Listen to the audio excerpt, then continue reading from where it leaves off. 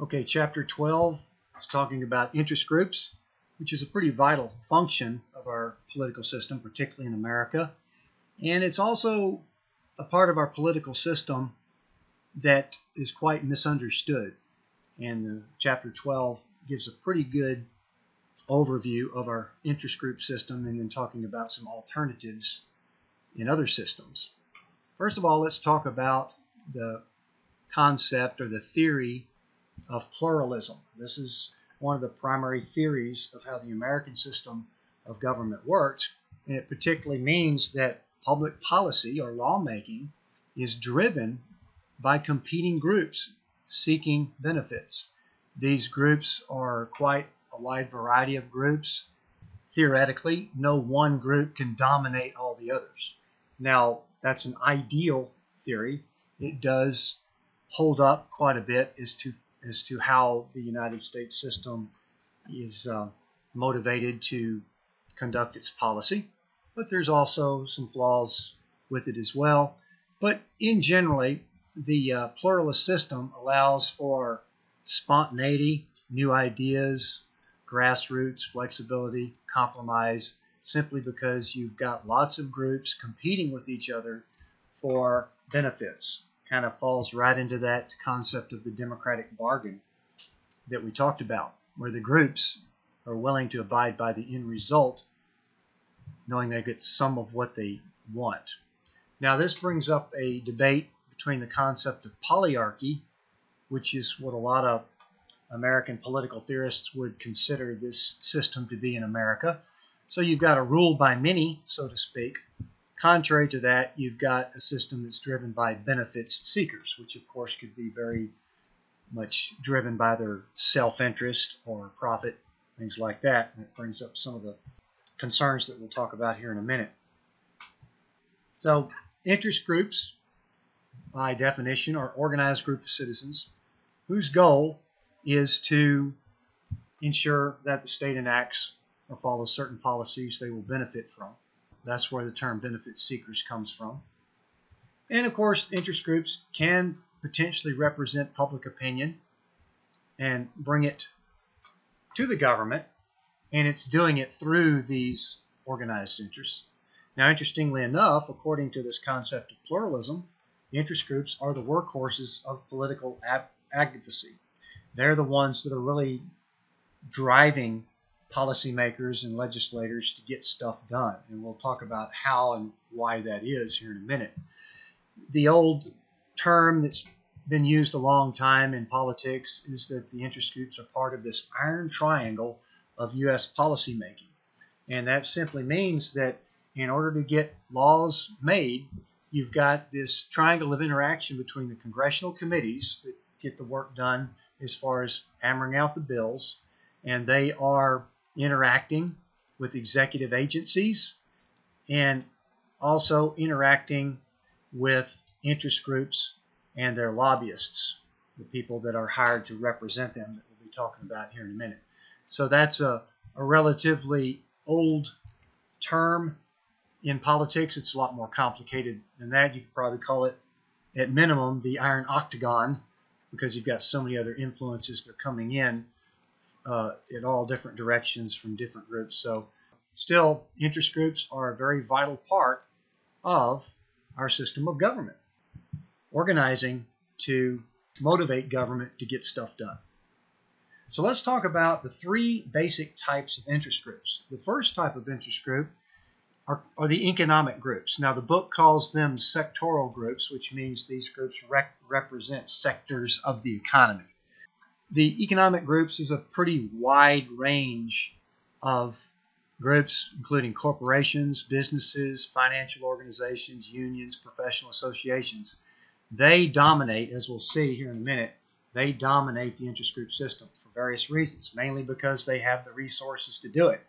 Corporations are very rational creatures driven to increase revenue and maximize profit and shareholder value. And so companies like Apple and Google and Microsoft, they are their own interest groups. They can afford to hire people to represent them in government to lobby for benefits to their corporation. And in addition, corporations such as General Motors, which is it's a interest group in its own. General Motors can lobby government and contribute campaign contributions to government as a corporation, but they also are represented by automotive professional associations. Almost every profession in the United States has a professional association that exists primarily for the purpose of making sure that that profession gets benefits, particularly from government. It gets policy that promotes those professions so that they can keep making a living and generating revenue and making profits. One of the reasons why they are so successful, comparatively speaking, is because they have ample resources with relatively narrow concerns. So therefore, they can use a lot of those resources. They can literally invest part of their profit into campaigning or lobbying in order to maximize their profit down the road. So it's shown to be a very worthwhile investment in the system that we have. Not good, bad, right, or wrong. This is just the way it is. And as we'll see here in a minute, there's a lot of concerns with the type of system that we have. Certainly not perfect, but might even be, as with democracy and capitalism, it might even be kind of the best of situations which there could be worse situations. Another type of interest group are the institutional groups. These are the groups such as government agencies, bureaucratic agencies, armed services agencies, colleges and universities. We're looking at cities and states can actually lobby the federal government, international organizations, non-governmental organizations. These are a wide-ranging set of groups that aren't driven by generating revenue and profit. They are motivated to be politically active in order to defend their own particular interests, whether their city's interests, their agency's interests, their college's interests, their nonprofit organization's interest. So they are looking for government help to give them bigger budgets, to give them research grants, to give them aid so that they can continue doing their thing, fighting their fight, whatever their goals are as institutional groups. So quite a wide range of those, not near as powerful as economic groups because clearly they are more limited as far as the resources they can use to seek out benefits. Third type of group is what we call promotional groups. Now these are the groups that you probably hear about more often in the news. These are the groups that are organized around some particular idea or some issue or point of view. So we've got ethnic groups and religious groups. The AIPAC, which is the Jewish organization that lobbies the government to help aid to Israel and lobby on the behalf of Israel and Jewish citizens. You've got other types of ethnic identity groups. You've got foreign policy groups. You've got environmental groups, recreational groups. Some of the more famous or the ones that are more well-known out there is this National Rifle Association that gets quite a bit of publicity, lobbying the government for gun rights and less gun controls. One of the biggest interest groups out there, AARP, they have a huge membership because senior citizens can pay a small amount of dues, and then AARP is constantly lobbying on senior citizens' behalf to make sure that benefits like Medicare and Social Security don't go away or that their benefits don't get shortened, things like that.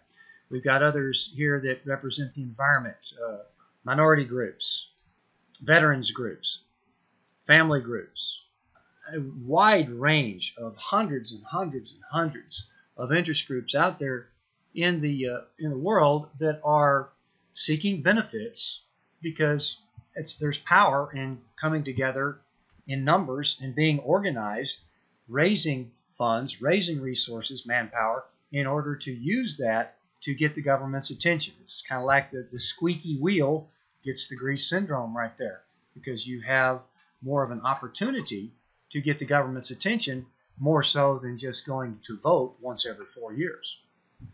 So what are some of the basic concerns with interest groups? Because it's contrary to that idealized theory of pluralism, they are not all equally powerful.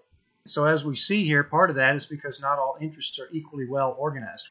That the producer interests, particularly the sectoral economic groups, dominate the system. They make up 61% of all interest groups, but when you look at the amount of money generated, it's considerably more than that. So the producers of things out there, they make up the vast majority of resources that are used to get the government's attention.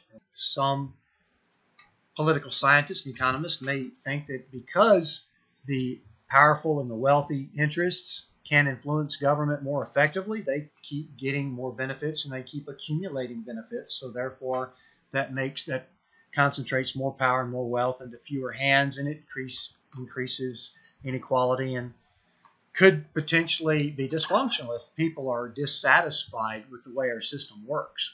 Consumers, the people who are the actual buyers of the products, like homes and cars, make up a very small percentage. There's just not as much power in people coming together as consumers and raising funds and lobbying the government. There's just not as much resource there available as there is with corporations and professional associations, where it's in their vested interest to lobby government to increase their profit.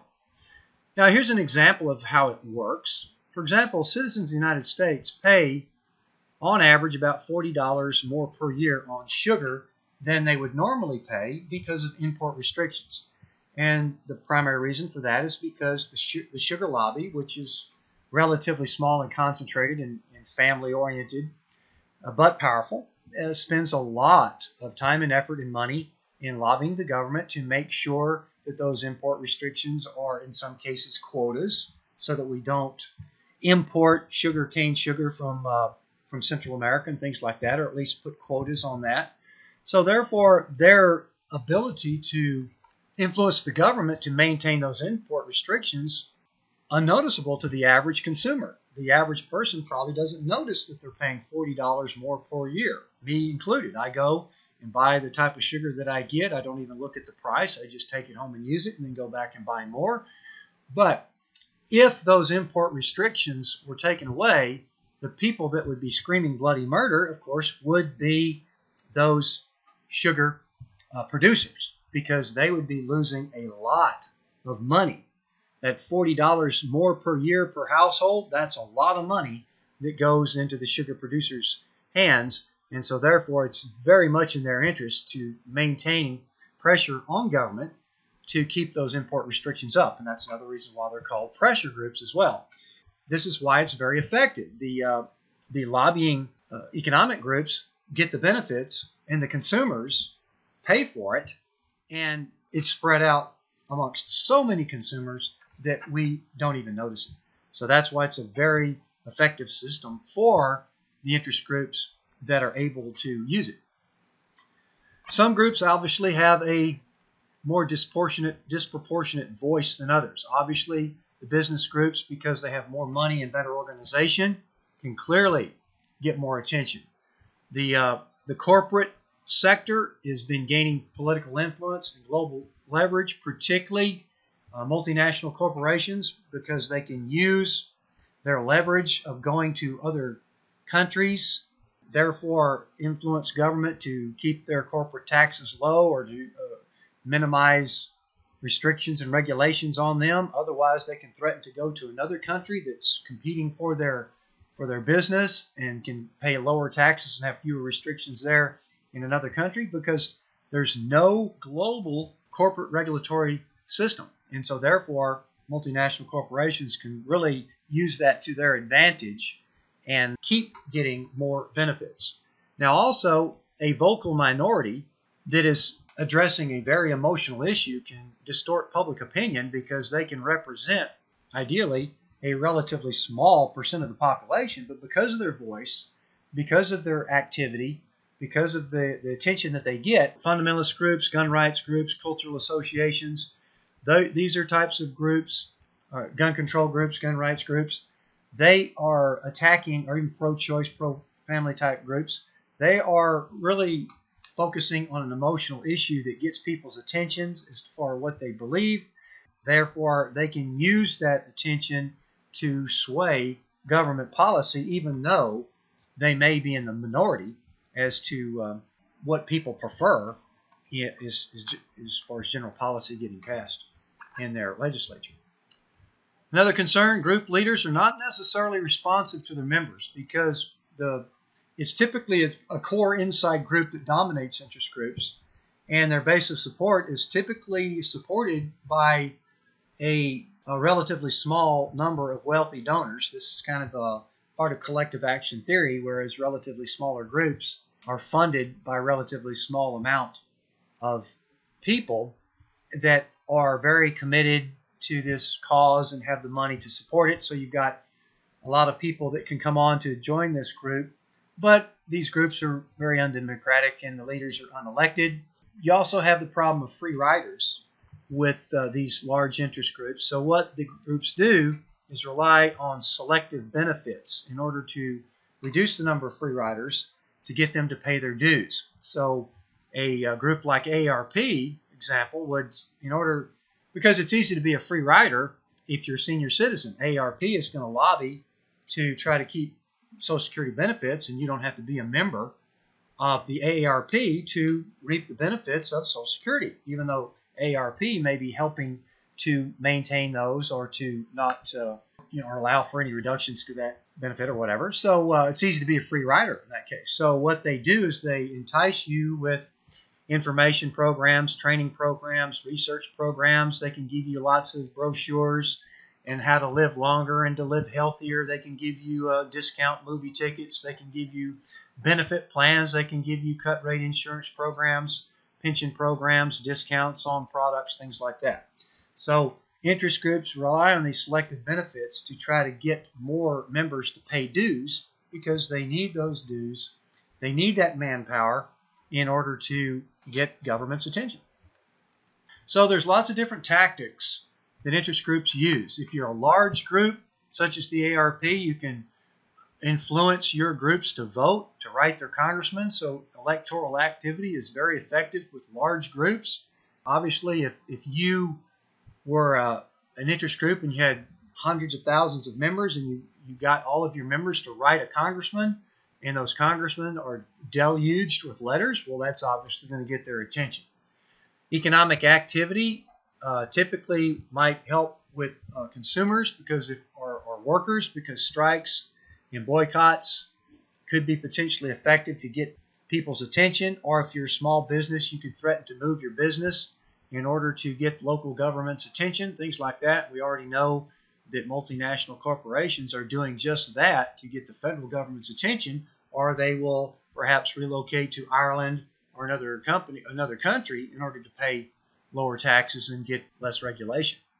Another thing that's a relatively cheap investment to get influence is campaign contributions, because congressmen, elected officials, one of their primary goals, as we've talked about briefly before, one of their primary goals is to get reelected. They can't change the world unless they get reelected and continue with their agenda of what their goals were when they got elected in the first place. Particularly if you're in the House of Representatives, it's only a 2-year term. You're thinking about reelection all the time. So therefore, you need that campaign war chest. So campaign contributions are very effective for interest groups to say, okay, Mr. Congressman, don't forget about us. Yes, it sounds a little bit shady, perhaps even on borderline bribery, but of course there's very strict rules that we may not be able to get into a lot of the details on this class, but there's very strict rules as to how much and to who that you can give campaign contributions to. Some groups give campaign contributions to both sides just to cover their bets to whoever gets elected. But we do know, since the incumbents are very much have a high probability of getting reelected, they are going to get, while they're in office, they're going to have a little bit more upper hand there to get campaign contributions. And of course, there's a very subtle psychological effect there. There's no doubt about it. Even though congressmen will not tell you that, yes, there's a very subtle effect that if they want to maintain those contributions, if they want to get that help that corporations and sectoral groups can provide them, yes, there's a very subtle psychological effect that they are going to help them with policy. Public information campaigns can be used to get out the word. Litigation, in fact, NAACP was very effective in actually bringing litigation to government for its discrimination. Brown versus Board of Education, a very famous case there, to where interest groups are using the courts to try to get the government's attention to change policy.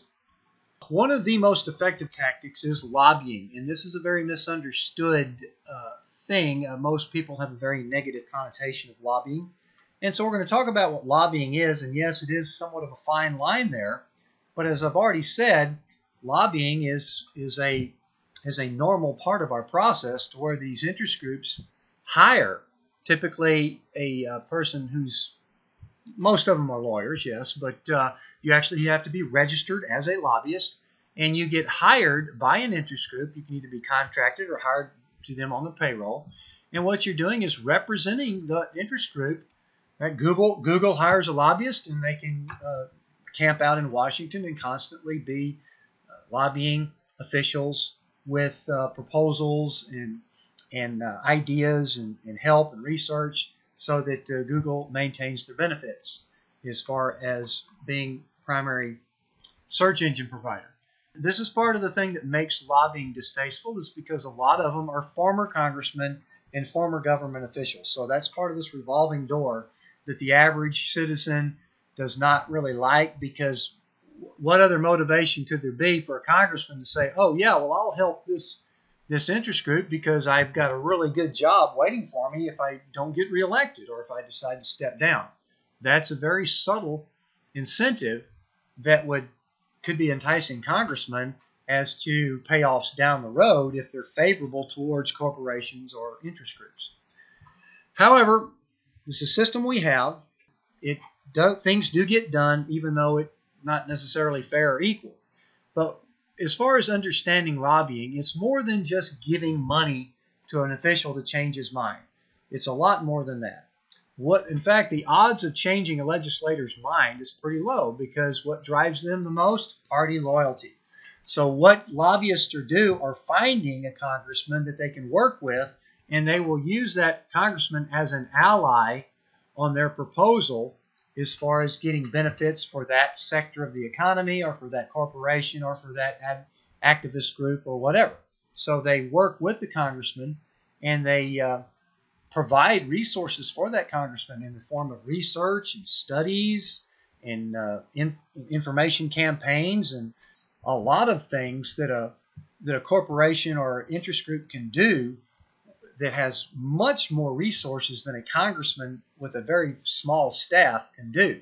So, as we'll sum up here in a minute, the lobbyist can do things that congressmen just don't have the time or the expertise to do. So it's actually a benefit to the congressman to have these lobbyists helping them get this information. Now, it's up to the congressman, of course, to decide what's the best policy for Americans, right? And that's where the debate is, because as we see right here, there's not one single congressman that will tell you that, oh yeah, I'm beholden to lobbyists. Well, I don't think that any one of them will say that. But it is a very subtle psychological effect, and it does matter. There's no question about it. Congressmen are clearly influenced, even though they will probably never admit it. They may never even see it. But just the ease of having all that expertise and information at your fingertips that these lobbyists can provide, there's really no question that they would pay back that help with policy that benefits those people that are helping them. That's almost kind of a reciprocal human nature effect there.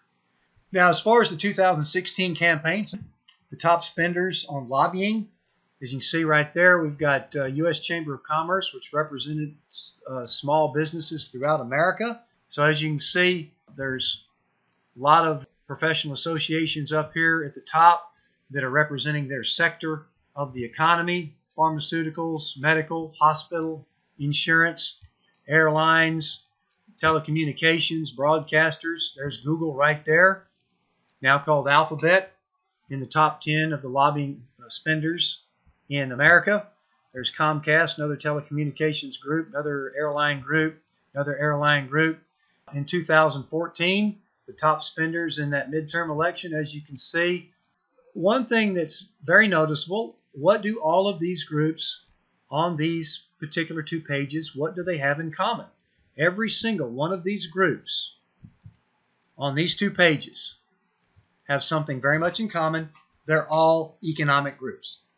So that kind of falls into that first concern that I talked about earlier, is that the economic groups are dominating the system. As you can see, there's no institutional groups and there's no promotional groups in these top spenders at all. So that gives you an idea of why it's somewhat lopsided and why there's certain concerns with the inequity of the influence on government. So in general, lobbying provides technical expertise for the congressmen. They give them lots of resources and analyses and studies and advice. They can actually assist in crafting the legislation. So the lobbyists serve as specialists in that policy area. That's why they are experts, because they hire people that are experts. So the bottom line is, a congressman lack the time and their expertise to do what lobbyists can do for them. So again, it may be somewhat distasteful, it may be unequal, it's just the way the system is. Right, wrong, good, bad has nothing to do with it. Clearly there's a lot of ideas and proposals out there to perhaps reform this type of system. So get smart, get out there and see what could possibly be done if you don't like it. Now, the influence industry, as I've said before, has the revolving door, and that's part of what makes it somewhat a negative amongst general attitudes. As we see right here, in this particular study, in that particular time, 50% of senators and almost 42% of representatives left in that period actually became lobbyists. So it's a fairly substantial chance that former government officials are going to have an opportunity for a much higher paying job to work for these interest groups when they get out. In 2008, 310 former Bush appointees became lobbyists. And just last year, another study, 64 former congressmen, which is split almost down the middle in parties, they sat on corporate boards. So that's another lucrative future enticement there, that if you're a congressman and you're nice to a corporation, look what could be looking at you down the road there. And these 64 former congressmen sitting on these boards are earning an average of $357,000 a year, and that's basically sitting in approximately 8 to 12 meetings per year, meetings that last maybe 3 or 4 hours. So that's not a bad little salary for sitting on a board, and that salary right there is twice as much as what they make as a congressman. So again, this is a big concern in the influence industry. However, the influence industry has grown for a very rational reason. You're combining the growth of government, which we've talked about before. I may actually, on a future test, I may actually get you to look that back up and recap the reasons why government tends to grow. But since governments do tend to grow, what we're doing is combining that growth of government with the need for a facilitator in order to navigate that government to help me get to the congressman and get their attention. A very useful quote right here in one of the books I've read that studies this. This influence industry was created by ordinary people responding logically to powerful incentives. And even the American League of Lobbyists understands their negative perception, and they've recently changed their name to the Association of Government Relations Professionals. Now, just next few minutes, let's talk about just a few alternatives to pluralism, because the alternatives, based on other countries out there in the world, certainly are not any better. The patronage systems, we've talked about those before, where a network relies on a patron or a boss or a strong leader or dictator, and then his underlings all the way down through the system. They provide help when needed, and in return for loyalty and support through kickbacks and bribes and promises of jobs and favors. Lots of countries in the world have this type of system, even particularly the holdovers from the colonial era. And this is also called the clientist type system. The book talks about Bangladesh system and how that works. We've also talked about Mexico that had been in a patronage system for quite a long time. Single-party authoritarian systems typically rely on this patronage type of system in order to maintain its power. You don't have a whole lot of freedom of choices and not quite as near as much avenue as far as getting government to pay attention to you in these systems unless you are willing to play the game, and even then opportunities are considerably more limited. In poor countries in particular, interest groups are largely absent because of the fact that it's part of the political culture to get your country develop that political culture. People start organizing, people start volunteering into activities, and they realize, oh, now that we've organized, we can actually get benefits from the government if we can get government's attention. So therefore, that kind of goes hand in hand with democratic political cultures and developing your countries so that civil society can get more involved in order to form interest groups. In these poor countries and these patronage systems, the political elite almost live in their own world, and the rural poor in particular are virtually ignored. So the pluralist system that we have of interest groups, certainly not perfect, lots of concerns, but when you look at the alternatives, even more concerns there. Now, neocorporatism is another idealized concept that some of the, particularly the European states have, social democracy type states have evolved into this type of system to where the business and the labor and the agriculture sectors, the universities, they are all considered vital functions of society. It's kind of a functional approach to where rather than competing with each other, they're all considered functions of the whole of the system. So therefore, it's kind of integrated to where the government deals directly with these groups at all stages of the process. These interest groups are actively involved in the process of policymaking. So rather than in our system to where the groups are competing for attention, raising their own funds, trying to get benefits to suit them, well, here is an interesting difference to where all interest groups are actually considered part of the process, and they are allowed input through whether it's panels or boards or any types of councils in order to try to come up with policy by actively involving them rather than having it kind of an outside-in type influence as to who has the most money that can get your attention. Obviously, it has some attractions there. So the bureaucracies are actively representing these popular constituencies, and the bureaucracies themselves in government are acting like interest groups in conjunction with these other sectors of society. Denmark is an example where the government sends the bills to the interest groups to get their response. So rather than competing for influence to write a bill that favors me, they're actually involved in the process of responding and commenting on the bills. So these bills are shaped by like what I said, special commissions, and these members include representatives from the interest groups sitting side by side, crafting that policy with the legislators.